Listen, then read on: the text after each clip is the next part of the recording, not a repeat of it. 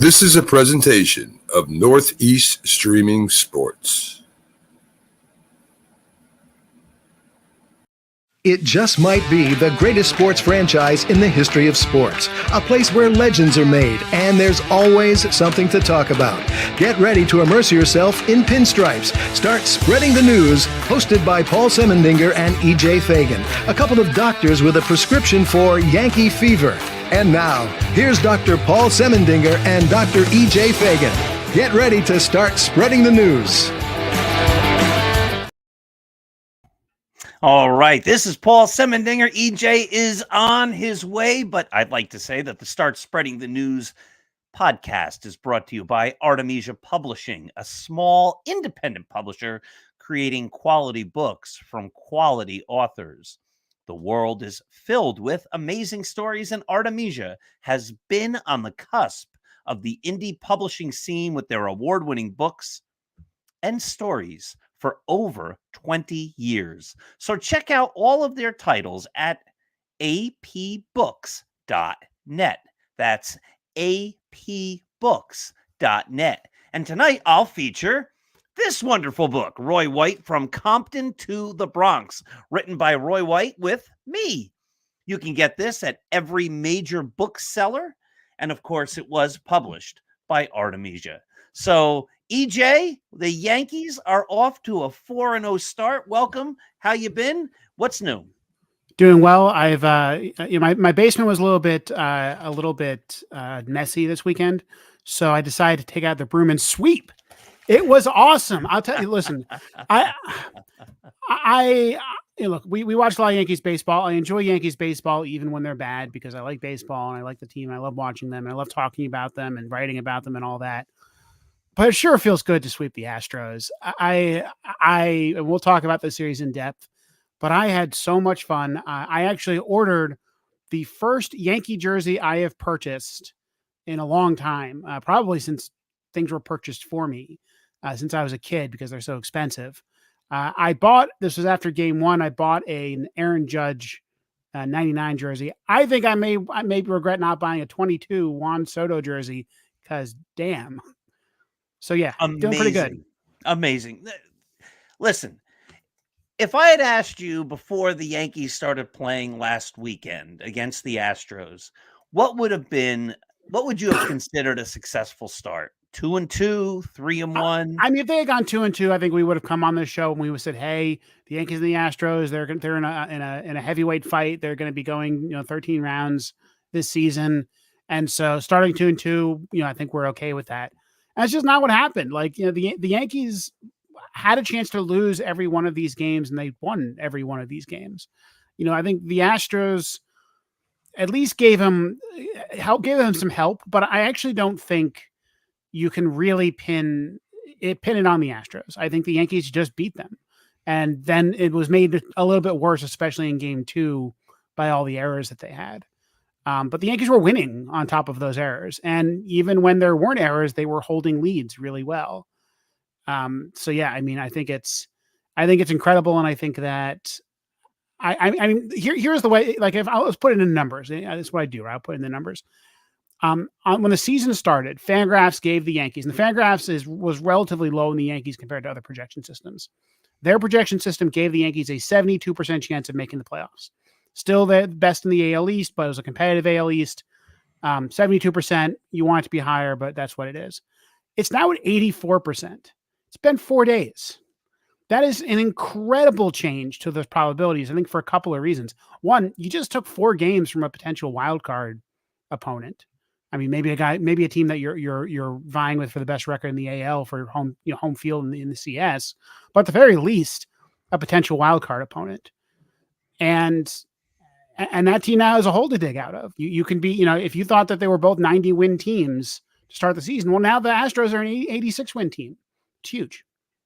Unbelievable. And the Yankees won the season series. So any tiebreaker or anything like that goes to the Yankees. Amazing. We're almost done with the Astros, their regular season. It's real weird. It's unbelievable. If the Yankees had split, I would have said, okay, you know what? It's the Astros. They're in Houston. I mean, I want them to win every game, of course. And we're going to have fun in a minute with the 5 things you like and the 5 things you dislike. Angelo makes a great point. Last year's team would have lost all 4 games. There were opportunities in all of those games to lose, and they didn't, and they kept winning. So the fact that they won all 4 is just crazy good, crazy exciting. And here's the nice thing. They'll be playing tonight, so we won't even miss we'll only miss the very start of the game as we finish up this podcast. And when it's over, we'll be able to watch the rest of the game. So I hate being on the West Coast Pacific time zone this early in the season. Come on, guys. Like, I'm going to watch it, but I have to work tomorrow. So please, let's make this a quick short game, a quick short win against the Diamondbacks. Yes. I had a whole rant about the fact that for the second game of the year, they were on Apple TV or whatever it was. That's just ridiculous. You wait all winter and they put it on, but we don't have to get into all that today. I want to stay positive. So I made a list of the 5 things, and I picked a bonus one too. The 5 things I most liked about what I saw over the weekend, the way the Yankees season started. And then I have 2 things I don't like. And so I figured we'd go back and forth. You tell me one of the 5 things you like. I'll tell you one of the 5 things I like. We'll see if any of them overlap. I'm sure a couple might. And then we'll go from there. There's a couple of pitchers the Yankees picked up, an infielder, DJ LeMahieu's got a broken foot. So there's so much to cover. But I think it'd be fun to start with the 5 things we like because they just swept the Astros. So you go first. I like Juan Soto. I mean, look, you could not ask for a better introduction for a player to the New York Yankees. You know, you always get nervous that, you know, he's going to, whatever the slump he's going to have is going to come in the first week. So his numbers will look bad. And then the pressure starts coming on. People start booing, whatever. Just didn't happen. Like, Juan Soto carried this team in the first series. It's amazing to watch him hit. It's hard because usually watching hitters is not something you do. Like, you watch pitchers, you watch fielders, right? But hitters, you know, they're hitting, they're sitting, they're standing at the plate, and they swing if it's good. And I think that, I think you can see Soto thinking and beating pitchers when he's at the plate. He is a smart guy, a smart baseball player. Yes, I wouldn't display that comment, Paul. And so I think that the Yankees should offer him $500 million. I want to watch Juan Soto for the next 15 years. He is so much fun. He is so capable.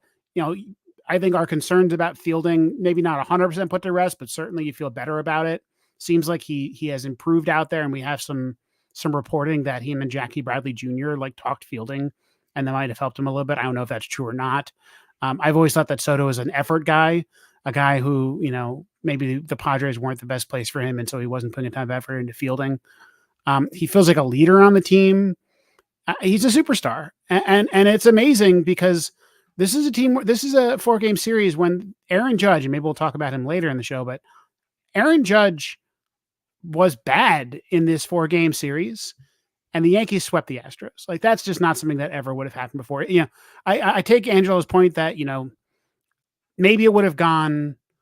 The game would have they would have lost some of those games in previous years, but Aaron Judge might have been the guy to win it for them, right? Aaron Judge, maybe they would have been behind in the 7th inning, like they weren't a bunch of these games.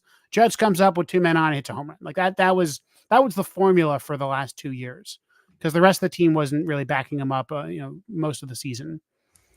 And that just wasn't what happened, right? Like the Yankees, not just Juan Soto, the team came together to win, and maybe we'll talk about that too. But Soto was the best, and this is going to be a great season.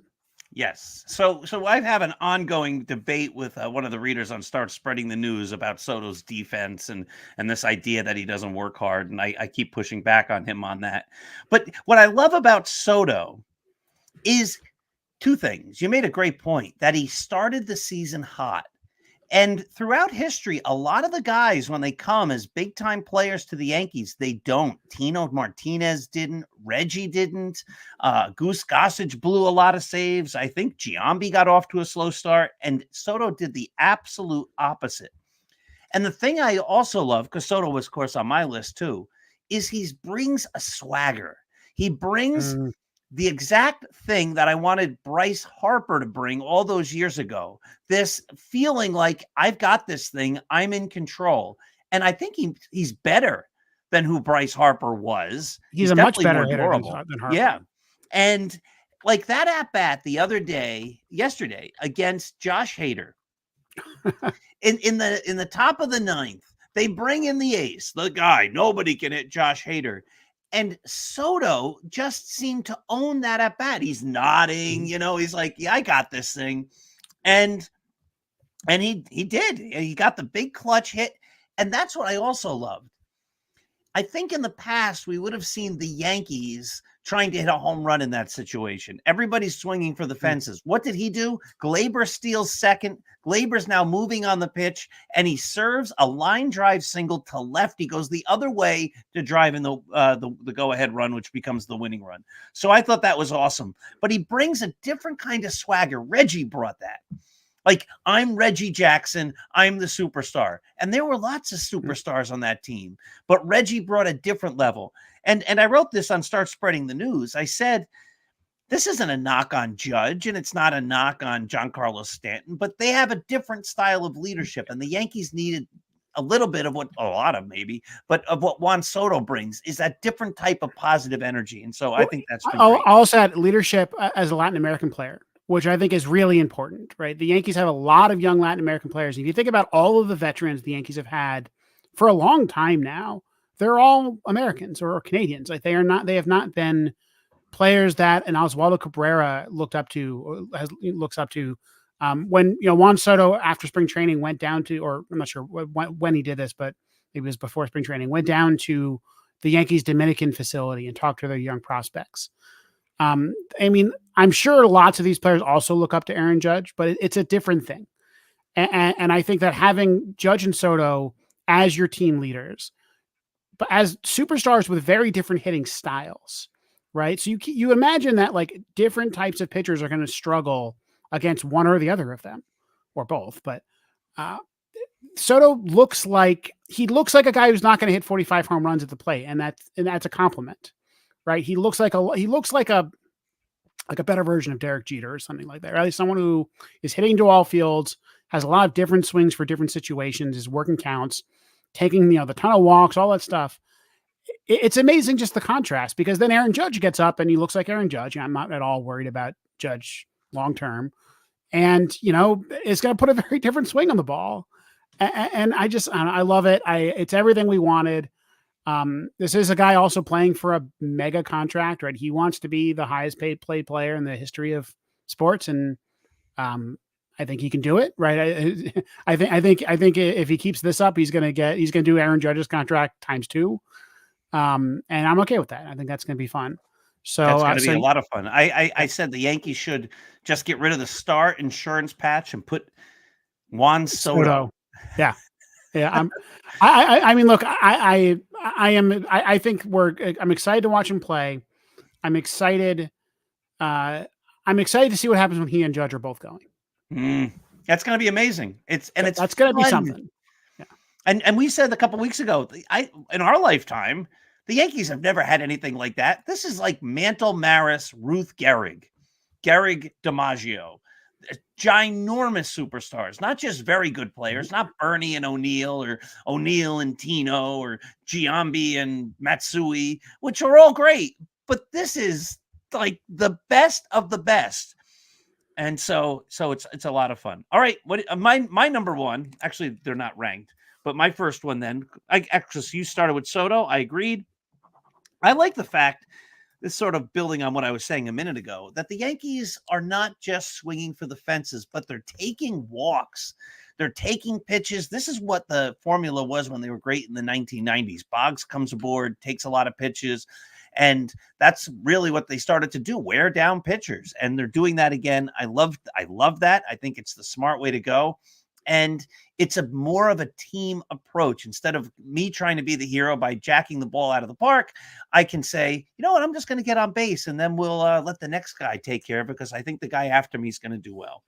Look, the Astros starters were pretty effective. You think about Christian Javier in Game 2. Christian Javier was nasty in Game 2. They just, brings out a changeup that no one's ever seen before and just is fooling right-handed hitters like crazy. But they were still fouling off a lot of pitches, taking pitches, occasionally getting on base. They wore him down, and then they got to the bullpen. And they did that 4 games in a row, And by the fourth game, the Astros bullpen was spent. Hader's pitched 3 games in this series. And he had a velocity drop in game 4 because he had been pitching so much to start the season. That's really important. That's a part of of how you get to games. One of the things that I forget which broadcast, we saw so many broadcasts this weekend. One of the broadcasts brought up that, the old cliche that teams don't want to get to relievers anymore because relievers are so good. That's crap. That's not true. Teams want to get starters out of the game, especially a starter who's going well. They want to get to the meat of the bullpen, right? They don't want to face Josh Hader. They don't want to face, Ryan Hensley, right? They want to face the other guys, and the Yankees got to face all of them, and they beat up on bullpens, and it's incredible. I think the Astros starters were really good, and I want to see this hitting staff up against, try to wear down a team without really good starters or without 4 really good stars. And I really do think that every starter we saw for the Astros looked like a threat. And the Yankees were able to prevail in that series because of the game of attrition, and that bodes well for the playoffs, but also bodes well for, every time a team comes to town, they're going to have to waste a lot of their bullpen. And I think that's something that the Yankees have been lacking, not just last year, but like for a bit. Even like the 2021 Yankees, who could score runs at times, they were a swing early kind of team. They were not a team that took a lot of walks. We saw a lot of power, but not a lot of on base. And I think we're going to see both this season, in part just because, you have a lot more players. But guys like a Verdugo, some of the other players we're going to talk about, I think are they are not going to hit 25 to 30 home runs. I mean, maybe you get lucky and, a lefty does that in Yankee Stadium, but they're going to get on base. I'm not sure how much running they're going to do. This is still, I think, the second slowest team in baseball. I think John Birdie took them out of being the slowest team in baseball. But, there were some interesting running plays this series that were important. There was a couple of first to thirds, including Torres late in game 4, I believe, that made the difference. I mean, Torres scored because of that first to third, and it wasn't a guaranteed one either. So I'm with you. It does feel different. I also think that they're going to hit some home runs, and that's also a lot of home runs. Yeah, they hit a lot of home runs this series, and the big guy didn't hit any. So I think they have the best of both worlds at the moment. We could never have imagined before this year a series where Aaron Judge played as poorly as he did offensively and the Yankees sweeping. That just would never have happened. That was sort of the point you made at the top. So, EJ, what's the next of the 5 things that you like? We've been talking about hitting a lot. So let's go to pitching for a second. I liked Marcus Stroman. Wow. All right. That's not on my list. Good. I think it's now crazy that we had reservations about Marcus Stroman. You want to talk about Juan Soto's confidence at the plate? Marcus Stroman has the confidence that only a 5'8" man could have on the mound, and it's incredible. He looked like a pitcher out there, like a veteran pitcher who still has pretty good stuff, but has the guile and experience and wisdom to use it in really effective ways. I mean, he was moving all over the plate. He was messing with hitters, and he was good. I mean, he didn't allow any runs. I mean, he was pretty incredible. I mean, some of the other starters, I think that the results were a little bit lucky. I think, for example, I think Schmidt and Rodon got a little bit got out of some trouble that on batted balls that could have really ruined them. I didn't feel that way with Stroman. He felt like he was in control the entire time. He went 6 innings. He threw 100 pitches in the first game of the season. I mean, he just feels like the steady veteran pitcher that his stat line suggests. And he also just feels like a personality. I mean, you talk about Soto taunting players having swagger. I mean, I think a lot of people are going to hate Marcus Stroman that aren't Yankees fans, and I'm okay with that. You know who I hated, and you missed his career, and you've regretted that you've missed his career, is Ricky Henderson. Yep. I loved Ricky Henderson when he was on the Yankees. And when he wasn't, and I loved him before he was a Yankee, but I remember 1989 when they got rid of him, I was like, what? And then I couldn't stand him. And that was really just jealousy. It's because he was so darn good and so great, and he owned every game. And like everybody else was playing a different game around Ricky Henderson. And he brought that. And I think what you're saying is the same thing about Stroman. Like, he's on our team. We can love him. But if he's on another team, he's not fun because he's so good and he's easy to root against. He reminds me of Pedro in a lot of ways because, short guy, has an attitude and he can back it up. So I like Stroman a lot. So I'm going to stay with the pitching. You know what I like? You're gonna if this were a cartoon, as soon as I say this, a question mark's going to pop up over your head because you're going to say that doesn't make any sense. Garrett Cole. There goes the question mark. Ba-ding. Like, what's he talking about? Garrett Cole is on the 60-day IL and he's traveling with the team. I noticed that too. That's incredible. That's really good. I like that point. Yeah, and he's talking to the pitchers in the dugout between innings and stuff. Like, keeps saying he's sort of like a pitching coach. And he is. I mean, what you want from your superstars, especially, is you want them to really feel like they're part of the team. And you can't prove that any more than having an excuse not to be there and to say, no, I'm part of this team. I want us to win. I want us to win so much. I'm coming to the games. I'm going to be in the dugout and I'm going to mentor these pitchers and I'm going to help them and I'm going to teach them what I know about pitching to make us all better. How great is that? It's incredible. And look, it's not like he's throwing, right? He's shut down right now. He is not traveling with the team so he can be with the trainers and be on his rehab program. Like, no, he could do that from home. I agree with you completely. I think it certainly says something. I've when you watch Cole sometimes in the dugout, he's like standing like a manager, and I think one day he's going to be a pitching coach or a manager, and I think it's great. And I love Garrett Cole, and I hope he gets well soon, even though they suddenly have a ton of pitchers, which we'll talk about. Yes, we will. So I'm just going to, while you say your next thing, sure. I'm going to just black my screen because I have to bend over here and grab the piece of paper I lost. So, all right. So my next thing is Anthony Volpe. Anthony Volpe looks like a different player out there. He is working the count. He is handling away pitches when he's not swinging pitches off the plate. He's fouling off sliders away. He's hitting line drives. He's getting on base. He's playing good defense. And he's hitting home runs, right? It's interesting that, when Volpe changed his swing, I was worried he wouldn't have power. I was worried he was going to become an Isaiah Kiner-Falefa kind of slap hitter, an empty batting average, something like that. That's just not the case. He's driving the ball in addition to working the count. I think that I'm trying to think like what is my slugging percentage for a successful Volpe? I think it's in the mid to low fours if he gets on base like he does. And that's what he's been doing here, right? Hitting a few home runs, getting on base. I think it's like Alex Verdugo, basically. If Alex Verdugo were a very good shortstop. So yeah, I'm very happy with Volpe. It was amazing when he missed the Sunday game because he was sick. He had some sort of stomach bug. How much the lineup felt like I missed him. Like I was like, oh man, like he was so good these last couple of games. It really hurts not to have Volpe up instead of having, an extra Oswaldo or Birdie at bat. So I think Anthony Volpe is primed to have a really good season. I've been listening to Aaron Boone's remarks on Volpe have been interesting. And I mean, look, maybe I just don't have an ear for this, but usually when Aaron Boone is asked about a player, he's saying, yeah, the player's doing pretty well. I kind of like him. He's really working hard. When he talks about Volpe, he says, this guy's about to explode. And that's what I think we're going to see. And I think that Volpe is probably, I think that what we have seen from Volpe indicates that he might be your leadoff hitter pretty soon.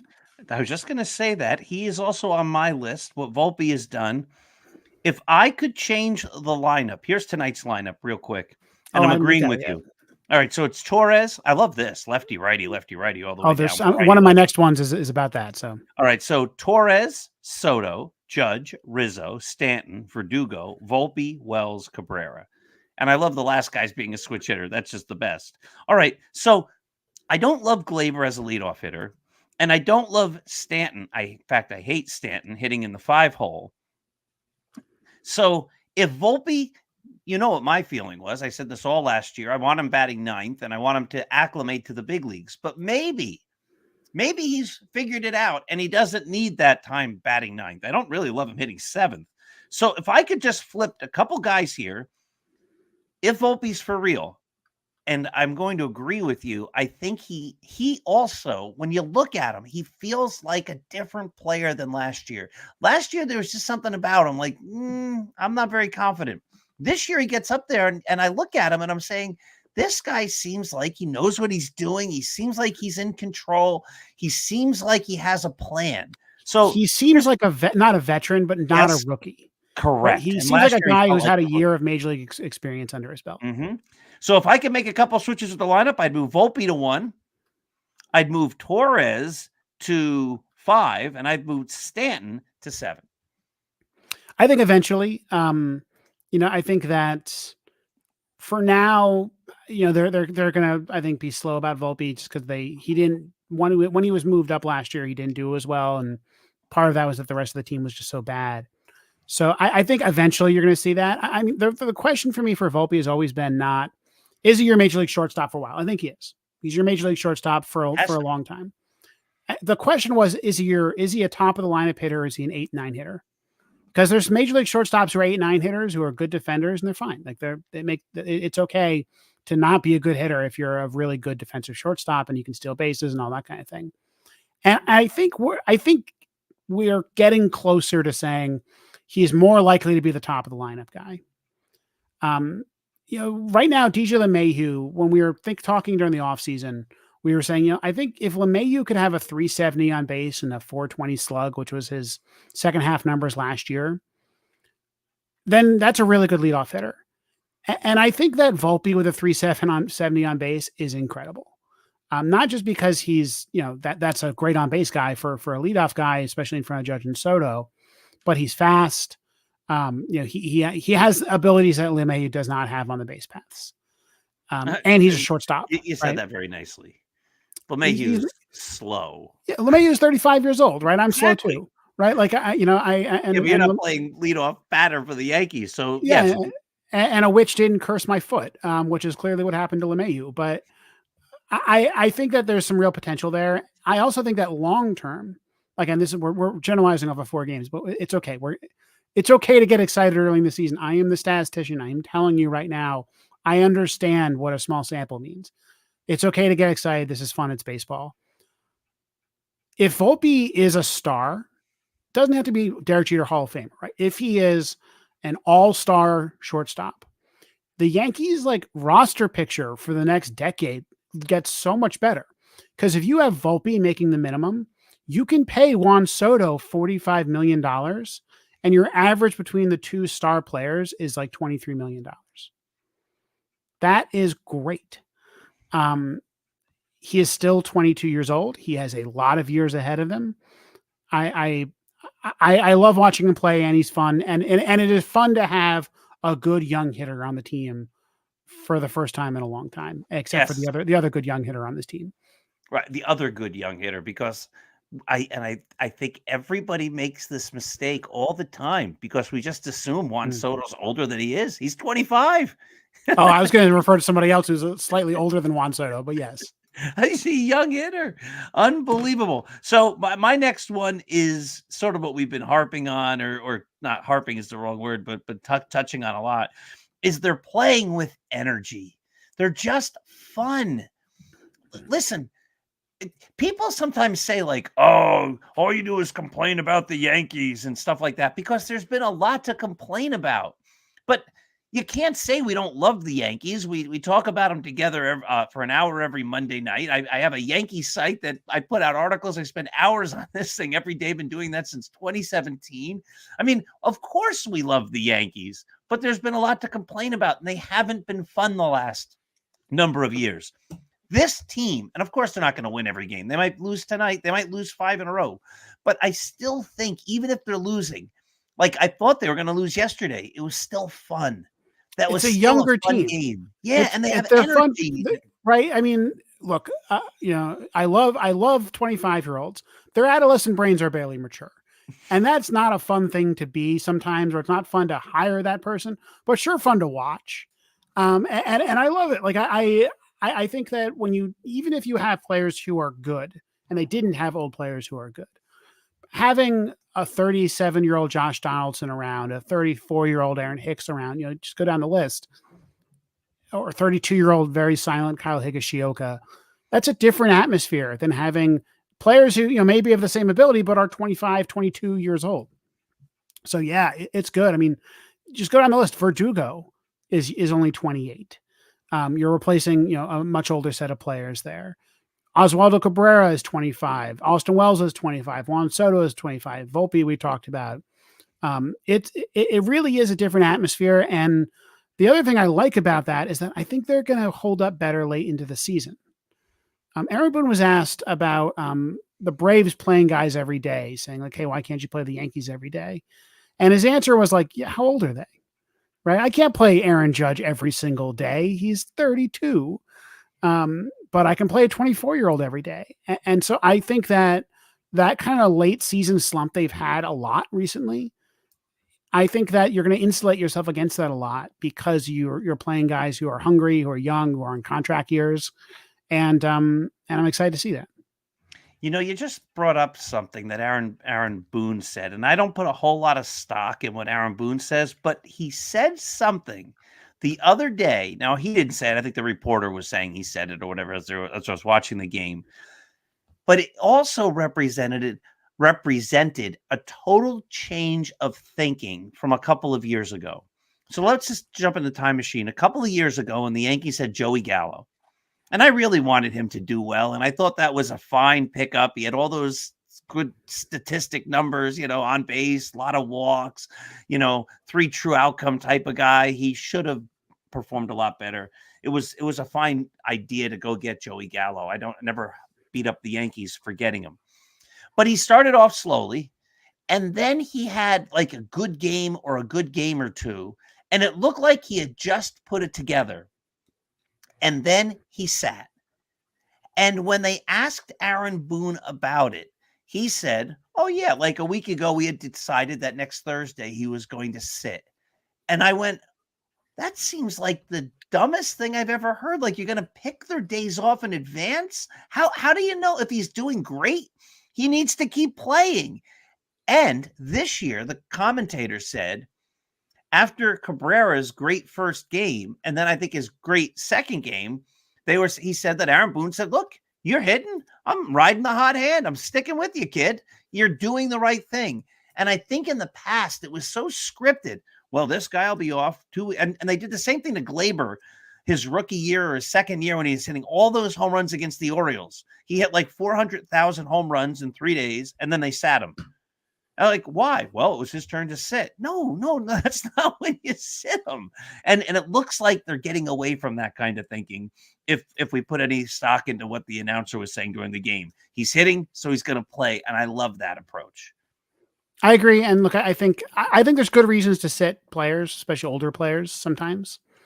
There's data to suggest that, don't forget Torres is 27 years old. So I think there's good reasons to sit players sometimes, and especially good reasons to not allow relievers to pitch in a game or something like that. That's different. Yes. But I agree with you that I think that you gotta let players kind of get in a role sometimes. And you can do that better when everybody's in their 20s. Joey Gallo, I think that now in hindsight, when you look at Joey Gallo's numbers since leaving the Yankees, I think the guy has stopped being a major league player. Mm-hmm. And the Yankees just caught the tailwind of that. Actually, the beginning of that, right? Yeah, right. I mean, like they were the ones who either broke him or got him broken. Unfortunately, I think I kind of like Joey Gallo. I think he's kind of done. But let's move on. I think, is it your turn? My turn?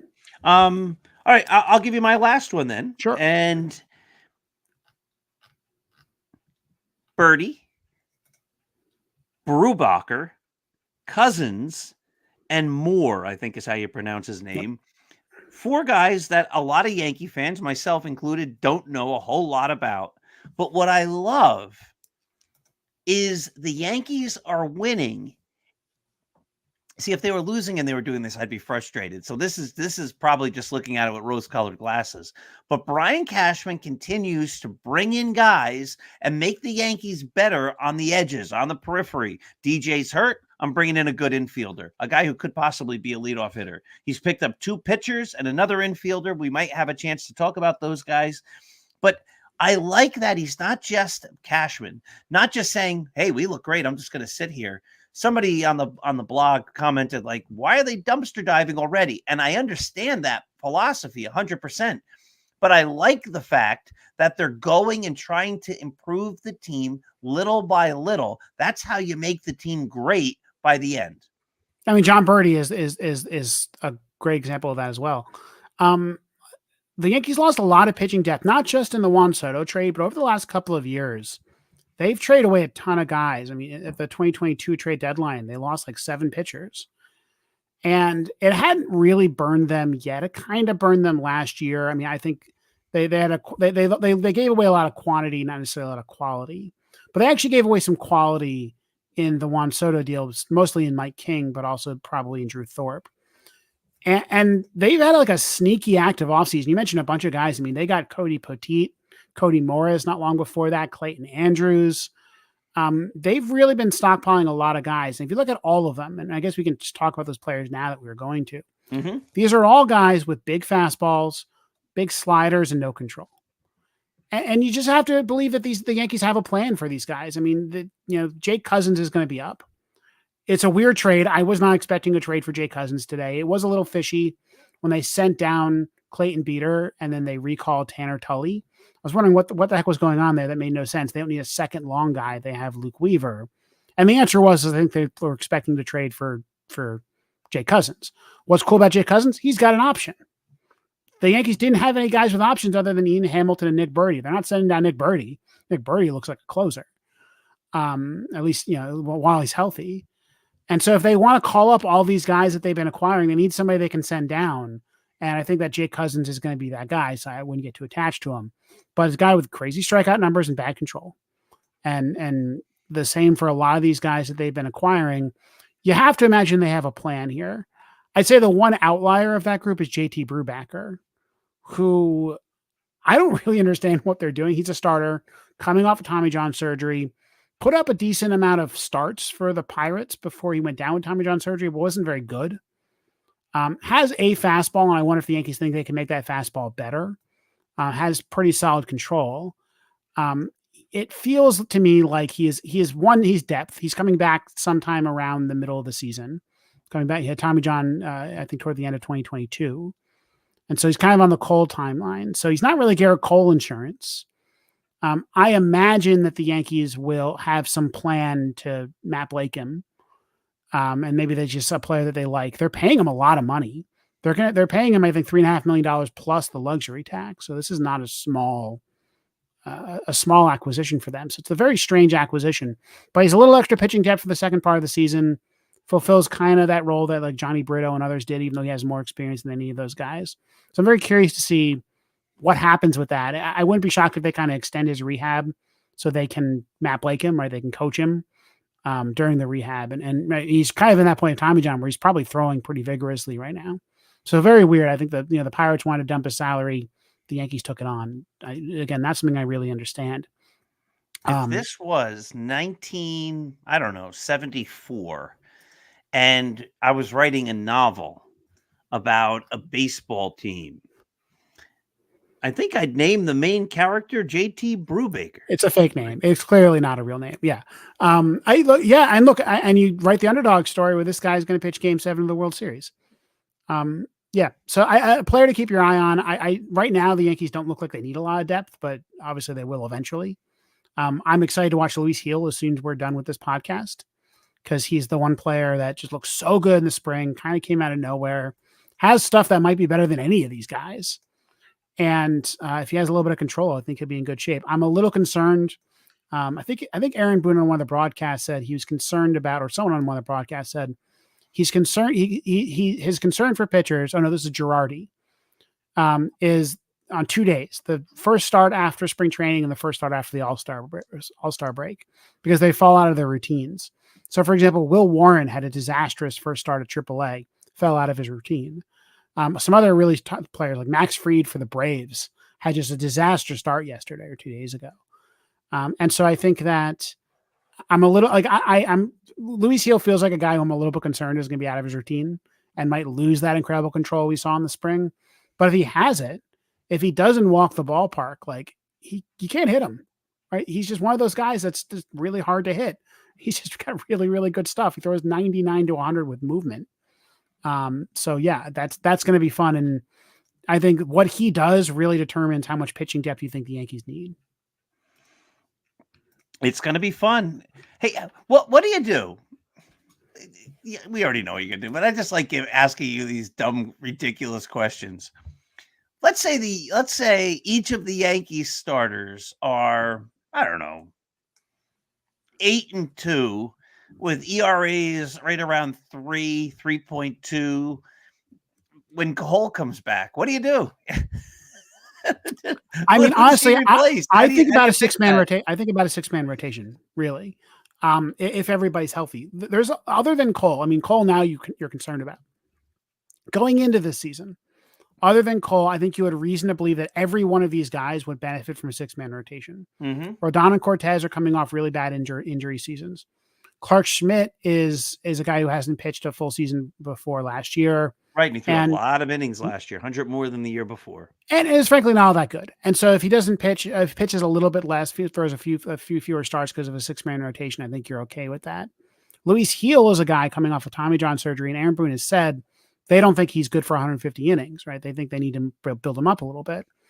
He's actually walked that back a little bit since because I think they saw how good he looked. But I think he could benefit from a 6-man rotation. And obviously Cole coming off the injury, Stroman being a little bit older and a little bit smaller. So I think it's a possibility. I don't think we'll be in that situation. I suspect there will be another injury because there always is. There's always, and we talk about things we're concerned about.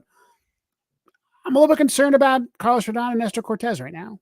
Yeah, they didn't look very good. I think they both look bad in different ways. Mm-hmm. So Nestor Cortez had a really bad start to the game and looked great after that. But you got to pitch to the start of the game. You got to pitch to the heart of the Astros lineup and be successful if you're as good as you want Nestor Cortez to be. So I think that was like an incomplete. Like I am okay. It's the Astros. Like they get the pitchers. It's okay sometimes. And I like that he recovered and then gave the Yankees 5 innings. I mean, and looked really good after that. Rodon didn't allow runs, but I think he looked worse than Cortez did. He was allowing some contact. He was getting behind in counts, but unlike last year, he was bending and not breaking.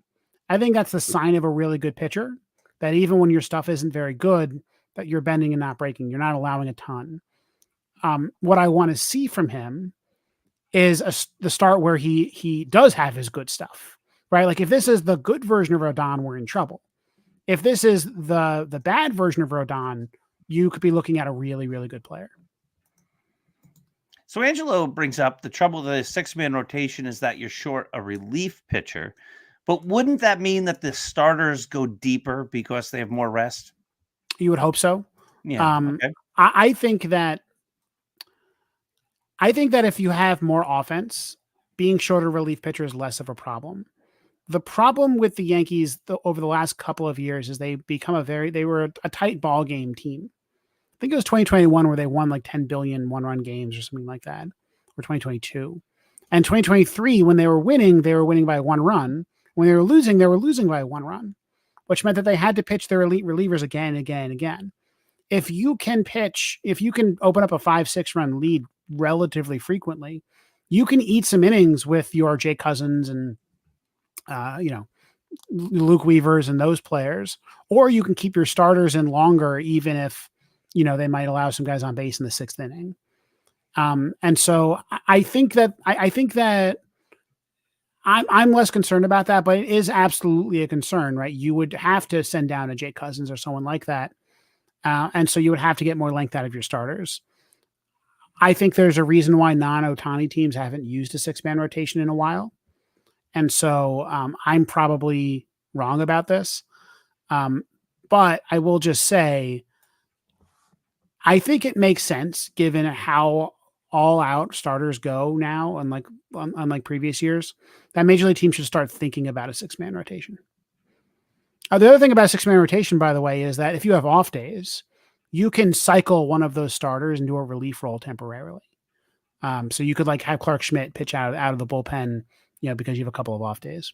Right, to keep them sharp. All right, one thing I don't like, and we sort of did this when we were looking at the lineup. I don't think Aaron Judge and Giancarlo Stanton should ever be near each other in the lineup, because when they're looking bad, they both look bad the same way. They swing at those pitches down and away. And if you're a pitcher and that's part of your arsenal, you throw hard and you've got that big looping curveball or a slider that breaks away and they're not in the groove, they're both easy outs. Now, it's easy to say that, but we're talking major leaguers now. We've seen this for years. They just flail at the air. And if you have the same kind of hitter hitting back to back as they've done already, or just one batter in between them, it makes the job of the other pitcher. You were saying this earlier, like when you have Soto and Judge, it makes the job of the pitcher so difficult. But when you have Judge and Stanton, it makes that guy's job too easy. And it makes the job of the other manager too easy. Oh, good. I've got this guy who can throw like that. I have to have him face 3 batters. One's Judge, one's Stanton. If he's on, I've got 2 easy outs right there. So they should be separated, not just because Stanton doesn't belong in the middle of the lineup, just because they hit the same way, or actually they swing and miss the same way. When they're hitting, it's a different story. But I don't think Stanton's going to hit much. And, if Judge is off to a slow start or he's just in a slump, he's going to be he gets out on those types of pitches. So that's a problem. I think that Judge and Stanton are different types of hitters in ways. I think Judge can cover more of the plate. Judge is more disciplined. He makes better contact. They both hit big home runs, but I think used to. Well, I mean, look, Stanton hit a nice home run. I'm just having a little fun. I'll be honest, I wasn't crazy about every other at bat he had. There were some pitches that he swung at that looked like last year. That said, it's the Astros. They have pretty good pitching staff. I want to see Stanton against worse pitchers. I like that the one player the Yankees decided to rest was Stanton. Mm-hmm. And I hope we see more of that against tough righties. I think that makes a lot of sense. So, I will see how often that happens. I think they're still going to give him a chance. And he looked good in the end of spring training. Although I'm reminded how Josh Donaldson looked a year ago, both in the spring training and the first opening series. So, I'm not persuaded yet on Aaron Judge. I want to note I do have an update. Juan Soto walked in his first at bat. Aaron Judge hit a single, which is nice. You wish that was a home run from Aaron Judge, but now we have Anthony Rizzo up with a 2-2 count. We've already had 1 mound visit. We have 16 pitches from Nelson, the Diamondbacks pitcher. We have a 2-strike count with Anthony Rizzo choking up on the bat. It's wonderful. So I'm excited for this game that I'm going to be watching intently in 12 minutes. Well, shorter. It'll be quicker than that. Well, let me say another thing that I think is good, because we didn't really talk about it, and I think it's worth talking about. The Yankees have a long lineup now. A lot of what happened from the Yankees was Austin Wells gets a hit and then takes an extra base in the base pass. Anthony Volpe gets a hit. They've had a bunch of really important sac flies and people moving runners over. A year ago, once you got past even Judge Rizzo and LeMahieu, or Judge Rizzo and Torres, there was really a lot of holes left in that lineup. I think Austin Wells is a sneaky important part of that. Austin Wells, I have been skeptical of Wells for defensive reasons. I still want to see him control the running game a little bit. I'm concerned about that, but he looks fine as a receiver. The Yankees have pitched well with him behind the plate so far, and that hasn't seemed to really stand out. And he can hit, and he looks like a hitter. He looks like he can drive the ball. He had a bunt in an interesting spot. Like he's a smart guy. He's a crafty player in a way that I really like. He's athletic for a catcher. And if you can have a catcher in the lineup even every other day, because he's kind of flipping with Trevino, or him against right-handed batters or pitchers or something like that, I think it makes this lineup that much longer, because you don't have Kyle Higashioka as a dead spot, or Ben Rortvedt is a really dead spot. I think that's just that is just incredible, and it makes it easier to come back when you don't have to wait for the top of the lineup to have threats on at the plate. Exactly, 100%. It feels like the Yankees of yore, right? If you go look at even like the 2018 Yankees, they had a long lineup during that time. You look at the 2020, 2011, 2010 Yankees, right? They had long lineups. The 2009 Yankees had an incredible long lineup. And that's just something that we haven't had in recent years. Even when the Yankees can score runs, it's been 2 or 3 guys who can score runs. It hasn't been the full team.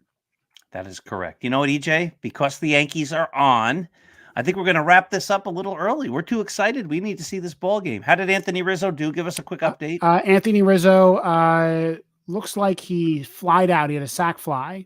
And so we now have a man on first and second with 2 outs, and Giancarlo Stanton's in a full count.